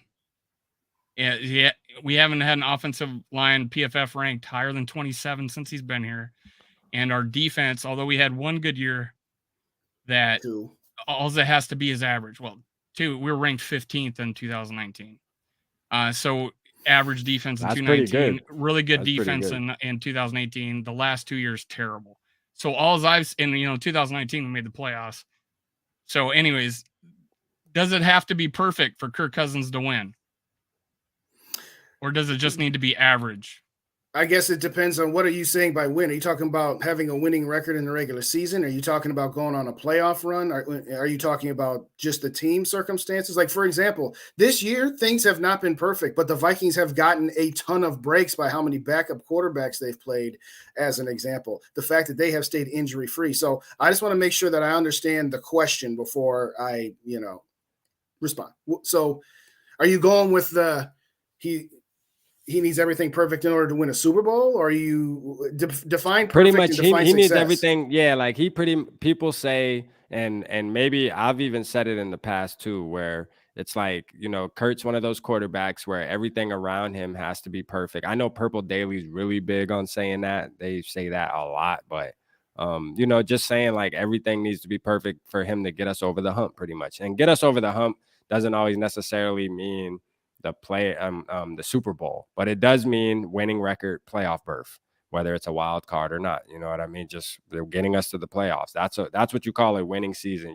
It's not considered a winning season if you don't make the playoffs. I'm sorry. You can have, if you have 10 wins and there's another team that has 10 wins, but they beat the tiebreaker with you, that you lost. You know what I'm saying? Mm-hmm. You didn't make it happen. So, I mean, yeah, does it have to be perfect for Kurt to take this team to the playoffs and get a playoff berth? To get a playoff berth, no. But to me, my expectations and my sights are higher than just getting into the playoffs. I guess I'll answer your question by saying it like this. I think up until this year, Kirk Cousins has shown to be a product of what's around him. If you put him on a 3-13 team, he's not going to elevate that team to 7-8 wins. You put him on a 13-3 team, he's going to go every bit as far as Jared Goff in LA and Jimmy Garoppolo in San Francisco and Matt Stafford in LA last year. Absolutely. I think the better way of saying it is, it's not that it has to be perfect, but the more things aren't perfect, the more he has to overcome. And there's a ceiling as to how much he can overcome on his own. Now, I will say this year, granted, we've gone back and forth saying these same things about the defense and everything else. You never have to apologize for a game-winning drive. I don't care who it comes against. I don't care what the circumstances were that got you there, whether it was you had the team up and the defense let you down, or you did nothing, but you still found a way to win. A game-winning drive is a game-winning drive. I don't care. What I have always said was I don't know that he's capable of, if you have – every team has deficiencies. That's why the NFL is as parity as it is. Do I think that Patrick Mahomes has more ability to overcome deficiencies than Kirk Cousins? Yes, obviously. You can say that about a handful of quarterbacks, and then you get into this mush of about 7 or 8 quarterbacks, of which Kirk Cousins is one of them, that you can say the same thing. How many deficiencies can this person overcome? Do I think the Vikings – I'll say it before I say it again. If Kirk Cousins is on 2019 San Francisco, they very well absolutely are in the Super Bowl, and they might have beaten Patrick Mahomes. So what I have said is he will get whatever you got. Like I said, if he had gone to Jacksonville in 2018, he's not doing anything close to what he's done in Washington or what he's done with us, because what did Jacksonville have at that point? Nothing. No, so, if he would have went to the Jets, it was the Jets. I know. I was just using Jacksonville as an example. They had just come off the AFC Championship game, and they've been garbage ever since. They signed Nick Foles, and Nick Foles, again, you put Kirk Cousins on the 2017 Eagles, of course he does what Nick Foles does and wins a Super Bowl. Of course he does. I would say the same thing about Kirk Cousins, Nick Foles, Jimmy Garoppolo, all of them, Matt Ryan, all of those guys. Can you win with them? Yes. Can you win on the road in Philly in the NFC Championship game with him? Depends on everything else. So it's not about being perfect. It's about where's your limit as to what you can overcome, because everything is never going to be perfect around you. We can talk about, as you said, offensive line that hadn't been ranked higher than 15th. Yes. Your objective is, or whatever. Yeah. Your objective is to put the best offensive line in front of him as you can, because when he does have protection, he is every bit as good as almost everybody not named Mahomes or Allen or Brady. But that's not always possible. And at some point, it's going to break down. So before this season, my level of faith in him being able to overcome breakdowns that otherwise just kind of happen in the NFL was lower than it is now. Do I have a higher level of faith now? Yes. Do I think that, we're 5-1 and Kirk Cousins has it all figured out and we're going to go to the Super Bowl? No, I'm not saying that. But I think the answer to your question is that I think there's a limit as to how many roster deficiencies around him can be overcome. And I mean, real quick too, one of the main things that is showing is he's having one of his worst starts, you know what I mean, as a quarterback, and we're 5-1. Yes. So that just shows you right there that yes, the team does have to be, not perfect, but it definitely has to play a huge part, you know what I mean? Because when he does all those 400-yard games, 4 touchdowns, a lot of those yards came in trash time, bro. Like a lot of his stats were trash, man. I'm sorry, man. I'll say this because I know Dave's itching after what you just said there. So I'll say. But I'm rocking with Kurt this year, though, man. First off, I've said it before. I'll say it again. I will take this version of Kirk, which is, a couple good drives here or there and game-winning drives. I will take that 10 times out of 10 over the first 4 years where he's putting up 4,000 yards, 30 touchdowns, and 7 interceptions or less, and we're just kind of mediocre. I will take that every single day. I said that I don't know if he can become the leader you need to be. Right now, he is exhibiting signs of being leader that he has not shown before. So true. I think it's funny that, the Kirk Cousins stands will say, yeah, look. I'm like, well, yeah, he's doing what we asked and what we wanted him to do. So it's not wrong for us to have said he doesn't have that when he hadn't shown it yet. Now that he has shown it, I say, okay, thank you. That's what I've been asking for. So I don't know if I answered your question or not, Dave, but at the end of it, do I think he has it within him? Yes. Now the question becomes, what's going to happen when we're no longer playing backup quarterbacks every week? What happens when we have injuries on our team that we have managed to avoid. I mean, outside of Lewis Cine, who I think will be back by week, 16 or 17? Is that what the guy earlier said? We're going to get Lewis Cine back? Okay, but jokes aside, let's see what happens when the injury bug hits us. I don't know. We'll see. Do I feel better about him now than I did this time last year? Absolutely, I do. I will definitely say that. No question. Go ahead, Dave. Eat him. There's nothing to eat. It's a legitimate question. I hear this all the time, that everything needs to be perfect. Yeah, it's awesome that the YouTubers, and then the regular media talking, raving about all these, this is the Kirk Cousins that we wanted. And he's having probably his worst completion year. Probably one of the 2020 was a bad start with interceptions.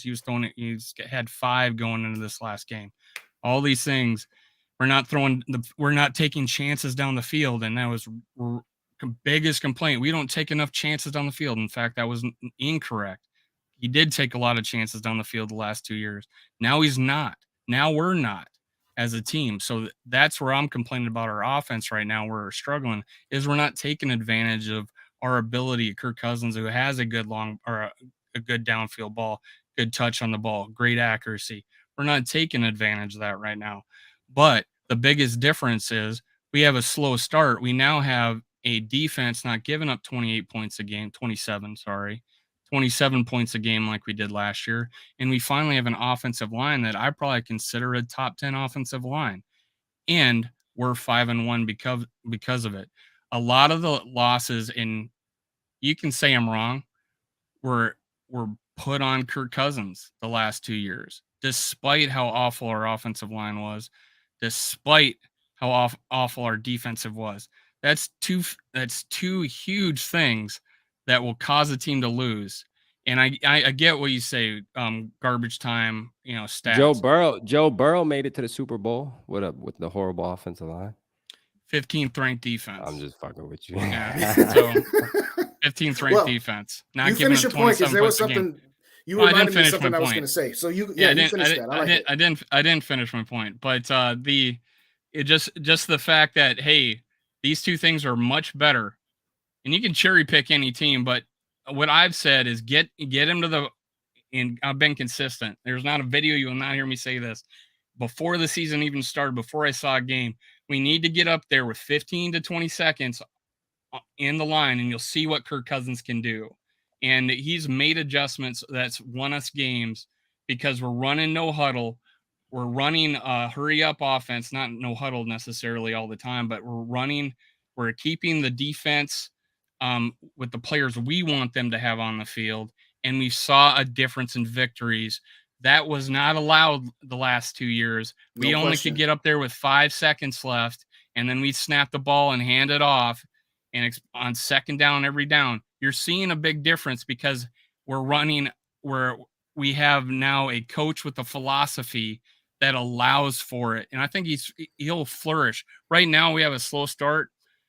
I'm sorry, Kirk Cousins is going to have a hell of a fucking second half. Once Kirk KOC figures out how to get his players open, he didn't do it this last game, and they were no crossing routes. I was so frustrated watching that game.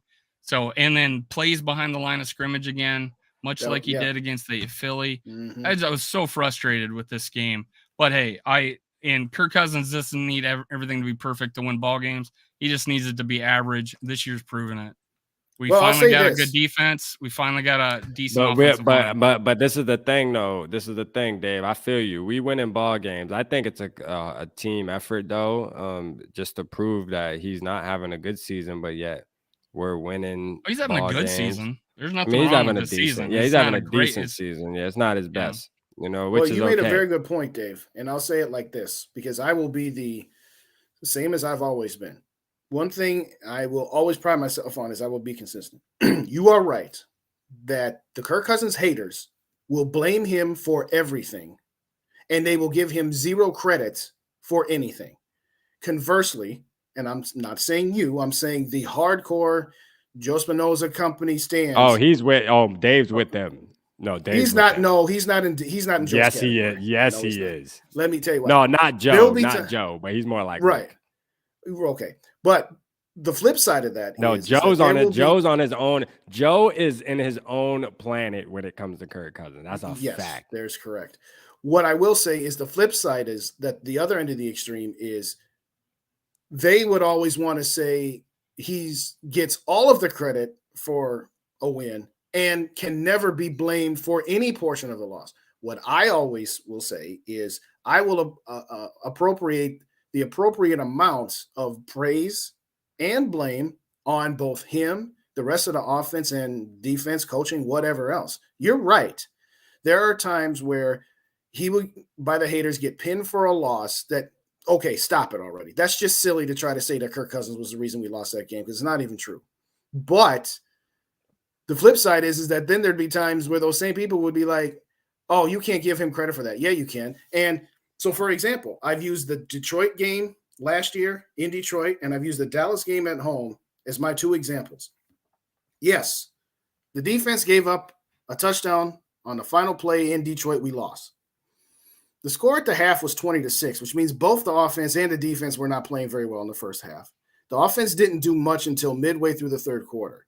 They had like 4 or 5 possessions before that in Detroit Lion territory and did absolutely nothing with it. So, yeah, you can say, well, the offense scored on their last possession, and when they left the field, they had the lead. Therefore, the defense lost the game. No, there's blame to go on both sides there. I'm not absolving the defense, but I'm not absolving the offense either.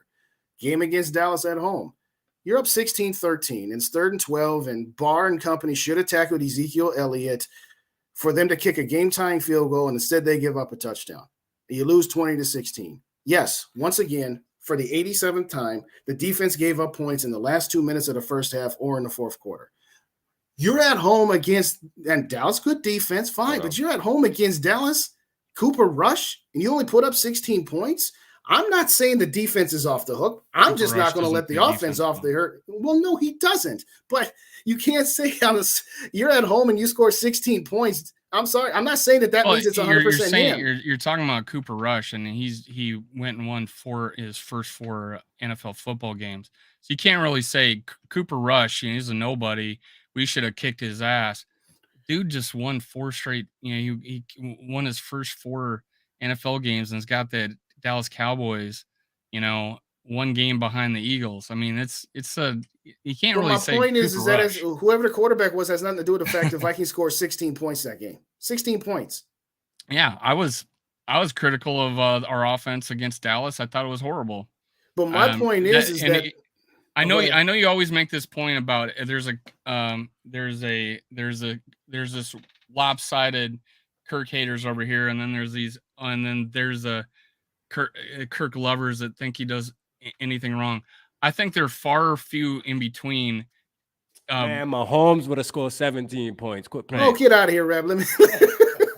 I think there had been a I know you think this, but I am on YouTube because every channel I was looking at, every single one I looked at. I'll be right back.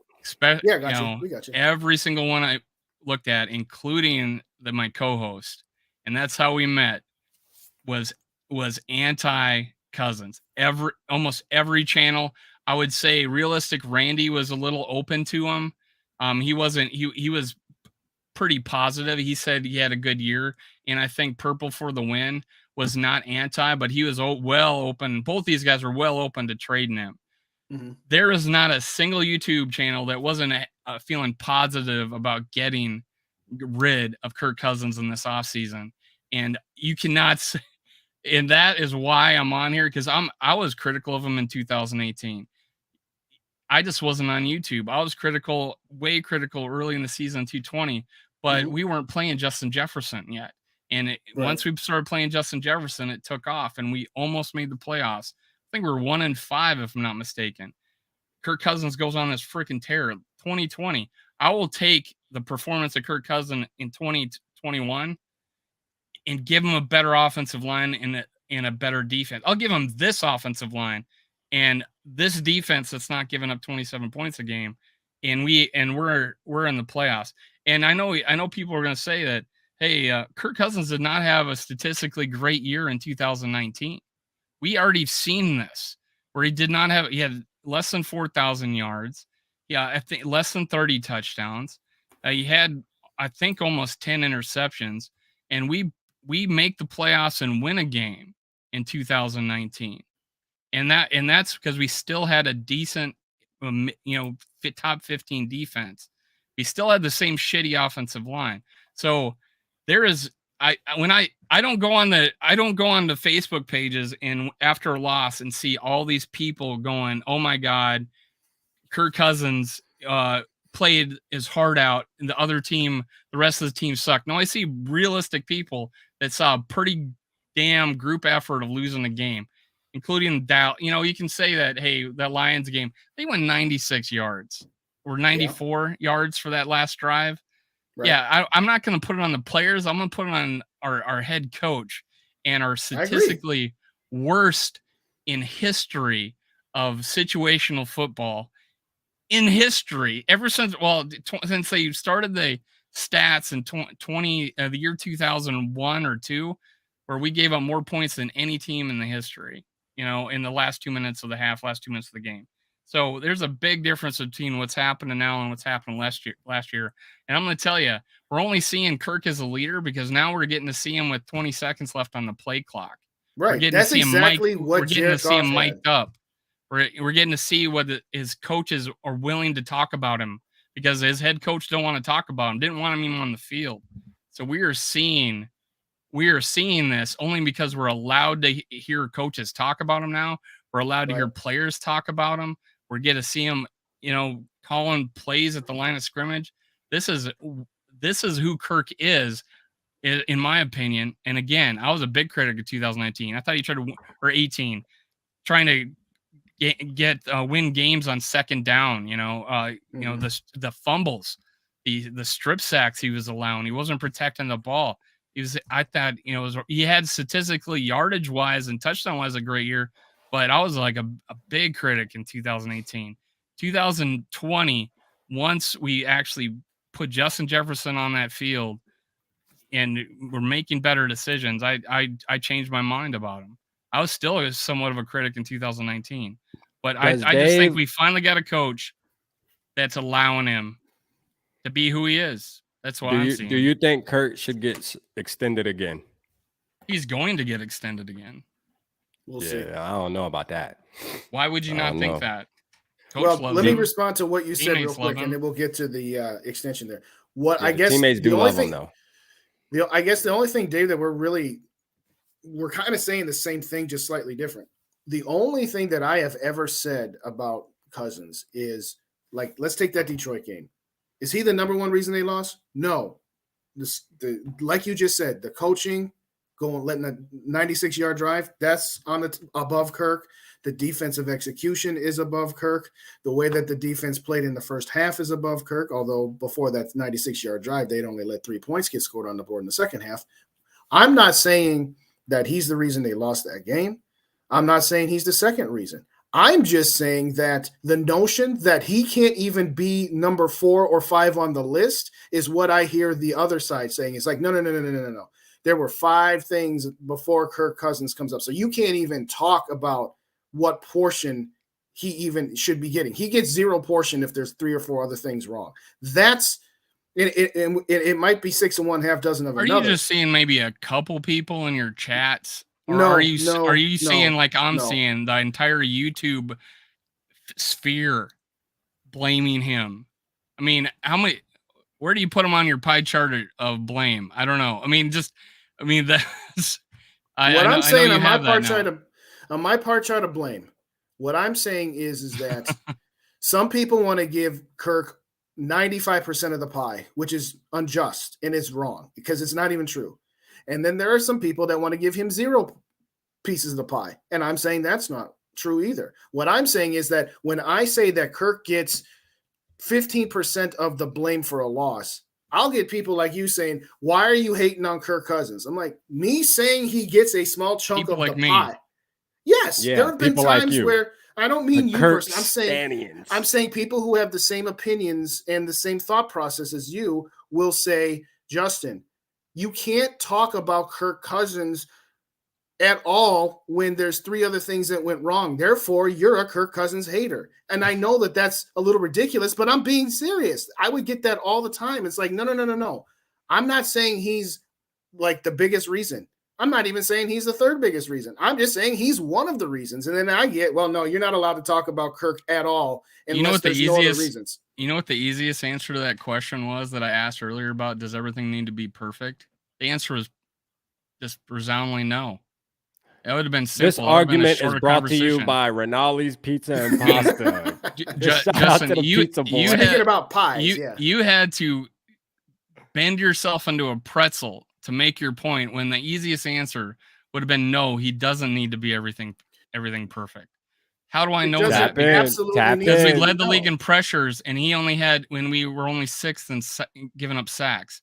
I mean, he didn't need to have anything to be perfect. We had plenty of good things that happened in offense last year. And this year, he doesn't need to have anything perfect. We're not perfect. We're giving up 1,600 yards. In the NFL. Yeah, there's no perfect. So no, it doesn't need to be perfect. And it just needs to be really good. It needs to be really good. I guess I interpret if 1,600 yards given up this season is really good, then I guess it's really good.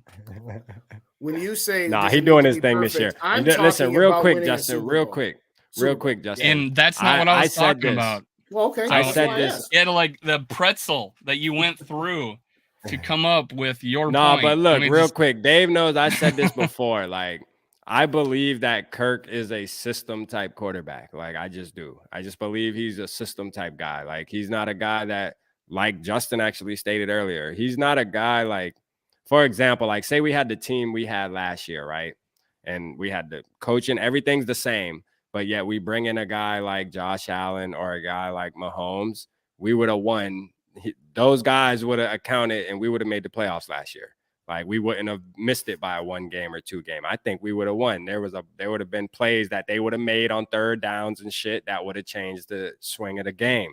It just is what it is. You have guys that can just overcome adversity, man. Like, there's just certain quarterbacks that can.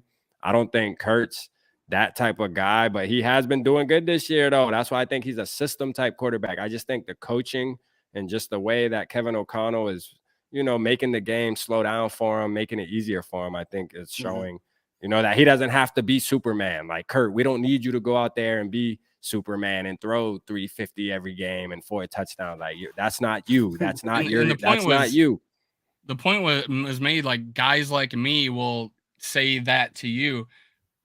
I'm the one, I literally said today on this show that he's having a slow start, that he's not playing as good as he was last year. Yeah. But we're winning, though. But I'll take this version. I will take this version of him. I would rather have this version. Me too. I would be happy if he played this okay the rest of the year if we won a Super Bowl. But we're not going to win a Super Bowl him playing this way right now. But the reason why we're still in it is because our offensive line has not killed him, and our defense is not giving up points. But it's sure as hell close to giving up points. Oh my God, it is so giving up. So we're not there yet. And no, we're not there. And would you agree that the biggest improvement we could make is the defense right now? I mean, I would say yes. I would say that there is more improvement to be made defensively, but I think the return on investment on what the improvement the offense can give will yield you better results than the just say it, Justin Day. Who you want to get rid of the quarterback and bring in somebody? Just say it. I know that there's going to be 2 guys on this channel at the end of on this show right now at the end of the year. If we make the playoffs and like only win 1 game in the playoff, that say, hey, let's cut the cord now and go draft a guy or how now. Are there 2 people on this channel that would rather have Russell Wilson than Kirk Cousins right now? Me, I would. I mean, I didn't. I still feel like that, and I only say that because again, them boys is horrible. Because Nathaniel Hackett, bro, the play calling on the Broncos is bad, bro. If you watch them, it's deeper than Russell Wilson, bro. Russell Wilson is a Hall of Famer, man. He is. I'm sorry. Let me say this, Dave. Let me say it like this. 2 things. Do you really think honestly, that if Cousins was in Denver with Hackett, that he'd be doing any more than Russ is right now. Conversely, if Russ was here and we just got done talking about all the different things that KOC has been doing to put Kirk in a better position, to give him the opportunity to be more of a leader, getting up to the line of scrimmage with 15 seconds like they did with Jared Goff in 2018, do you honestly think that Russ would be every bit as trash if he was surrounded by the environment of KOC? How'd he do last year? Who, Russ? Yeah. Russ had a decent year last year. He didn't do that bad. Wasn't his best year. It wasn't his best year because he got hurt. But when he came back, though, he started winning games for them. You know what I mean?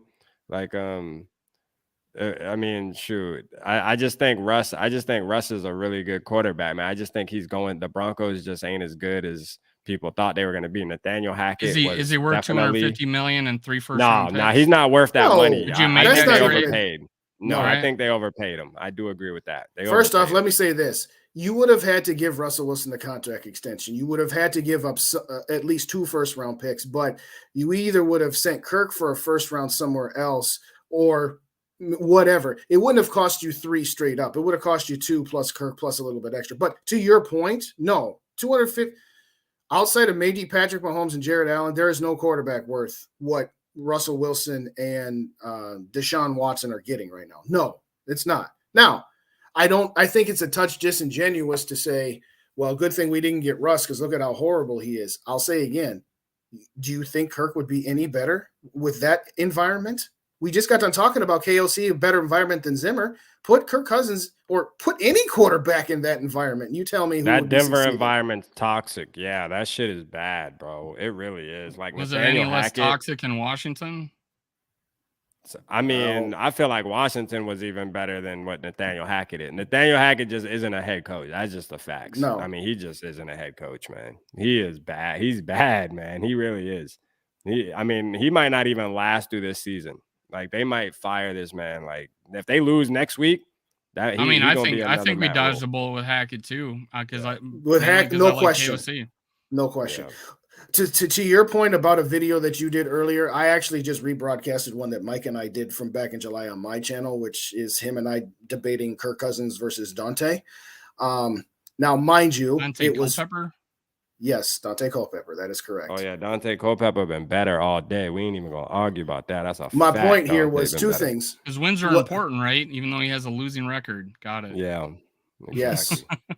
Kirk Cousins would be happy to be 0-1 in NFC Championship games. I'll tell you that right now. But jokes aside, my point wasn't and that's the thing. It's kind of like arguing LeBron. You mean and the MJ. game that we scored 0 points? Yes, the game we scored 0 points. Which means see what I'm talking about here. See what I'm talking about here. Yes, we scored 0 points in the NFC Championship game. Which means you're talking about, and you're. But you gotta admit, Dave. You're praising one guy. But you gotta admit, Dave, you know you were a lot more excited to watch Dante I had his jersey, man. I thought I was like almost sad to see him go, but you felt good on Sundays when Dante Culpepper was out there, man. Come on, man, be real. A lot of fumbles, man. Well, that's true. But my point was, it's like if you really want to, and again, I had both his jerseys, man. I had the home and the away. I wore the depending on which week it was. I have freaking his toy right here. I love Culpepper, man. That's my boy, man. We is not going. He had 2 really good years with us. Yes, he had 2 very. But I ain't gonna lie though. Like I think 3 horrible years. I think Cousins is coming around personality wise too. You know, like all the fun stuff the team is doing. The team knew they had to do that though. That's the thing. Like it's crazy that. You know, it's like, hey, man, let's embrace our guy. You know what I mean? They have to pull that out of Kurt. You know what I mean? They have to because he wouldn't be able to do it remember himself. The touchdown celebrations with him doing the gritty with the whole team in the end zone. What year? You talking about 2 years ago? That was not a gritty. That was not a gritty. Now he's too white. I got it. Now he's too white. See, now don't even be like that. Okay, really? No, I'm gonna be like that. I'm going there. I'm going there. He be's like that. That's why I'm saying. I'm gonna be like that. Yeah, he's too white to do the gritty. All right, fair enough. No, but my point about comparing Kirk versus Dante is like if you believe that at this point Kirk's Vikings career has surpassed Dante's Vikings career, I'm not going to say you're crazy. I'll say I don't agree with it as of yet. I will say that by the end of this season, when both quarterbacks have had 5 full seasons, I'm willing to reevaluate it. But it's the same argument I've always made. Kirk Cousins is a steady train. He does not have as many highs nor as many lows as many of these other quarterbacks. Dante had ridiculous lows. He also had a couple of ridiculous highs. So would I take peak Dante over peak Kirk? Yes. Would I take worse Dante or would I take worse Kirk? Of course I would take worse Kirk. Which one do you want in the long run? I'm not saying that there's a right or wrong answer. The only answer that I said at the end of it, and I still encourage people to go to my page and check it out because I'm going to do a follow-up to it here this week since it's the bye week, is what I fear, and I'm starting to loosen up on my fear, is that at some point, can Kirk break through what is perceived to be a glass ceiling at the moment? And some of that glass ceiling perception is justified. I think not all of it, but some of it. And I think that he has demonstrated through 6 games thus far an ability to possibly push through that glass ceiling that I had not seen before. And all I'm going to say is that, yes, by the end of the year, Kirk Cousins will have passed Dante in yardage and touchdowns. That isn't the end all be all, considering there's how many decades apart in errors there, by the way. And wins. I mean, huh? He's better win percentage by far than Dante right now. Just letting you know. Yes. Because wins are important, right? Okay. Okay, stop. That's what I mean. You're putting me in the same cat. See, you're doing to me what you think I do to you. No, this is the thing, Justin Day. Kirk Cousins is the best quarterback in Vikings history. See, that's what I'm saying right here. Tarkenton. I'm saying he's got more wins than Dante Culpepper, more, percentage-wise by far than Dante Culpepper. He's got like a 460 winning percentage. I think Cousins is like 7 games above 500 right now. Man, look here, for the man. Vikings. I mean, I think compare. I think Kyle Sloter better than Kirk Cousins. Okay, stop it. I guess, Dave, to wrap up that point, since it's about the answer was no. He doesn't need to have everything perfect, and we don't need to go through be competitive for a no. He doesn't. Hey, he ain't never outdid Case Keenum. The corn maze of admitting that he doesn't need to have everything perfect. Cousins can't outdo Case Keenum, no, Dave. You ain't gonna argue that. Stop. He ain't never get where Case Keenum got. We had the #1 defense in the league that year. Man, I don't care. So. I guess my overarching point. But look, man, we got to get up out of here, man. I got to take. I would take him in his peak form, is what my point was. But I got to take. That's another show we could do. Yeah, we had a good show tonight, man. Appreciate you, Jay, for tapping in with us. Thanks for letting me sit in with you. That's a fact, man. Yeah, man. We sit here and argue. Yeah, real quick. I want to thank both of you guys for giving me the encouragement to finally take the leap and not just do the once a week, and to actually get my own stuff and get it rocking. We'll do some collabs more so than just the back and forth of Kirk. And can I say this? Oh no, we're gonna back and forth. I don't hate Kirk. Why do I have to be? It's like arguing Kobe and LeBron or LeBron. Why do you have MJ. Why do you have to state that so much? Because I feel like you think I'm a hater. No, you're like me. You're like me, Justin. Like we just call it for what it is, man. We ain't riding that man jock strap. All right, don't mind, man. Don't mind Dave. Sometimes you just gotta ignore Dave over there. And I just like to see, I like to see people have to go through freaking twists and turns to try not to answer a good thing about Kirk Cousins. I mean, does he not? But look, how big of a stretch was that question? How big of a stretch was that question? Does he need to have everything perfect? What do you mean? Do you mean this? Do you mean that? I mean, come on. Okay, fine. All right. I'll do it your way. Does he need to have everything perfect to win a Super Bowl? Probably. Does he need everything perfect to get to the playoffs? No, because we saw Stafford win a Super Bowl, man. He didn't have a particularly good game. I think Stafford's better than Kirk. I'm gonna keep it honest. I'm gonna get out of it. But in all seriousness, thank you guys for pushing me because I actually, when you guys joined TPC, I looked at both of your channels. I was just like, you know what, maybe I could do something like that. So I actually do need to throw some praise to both. You're at like 200, right? Well, that was my personal one. I started out at about 170. Still counts. It still counts, but I didn't start at 0 yesterday. That's dude. I started a channel with 1,700 because I had a video go viral and I just changed what it was. So I know what you're talking about. Oh, there you go. But thanks again, and thanks for the subs, and thanks for the mentions and everything else. And thanks for letting me sit in with you tonight. Dream about Kirk. For sure, man. You know that. Sweet dreams about Kirk. Appreciate it, man. Yeah, hey, everybody, man. Appreciate y'all tapping in with us tonight. We had a good show tonight, I'll do the Dante roll. Everybody. Yeah. Hey, it's the bye week, baby. It's the bye week. Let's get it. Let's get it, man. Y'all make sure y'all stay tapped in all our channels, man. We gonna be here. Appreciate all the love we've been getting, man. We gonna holler at your boys.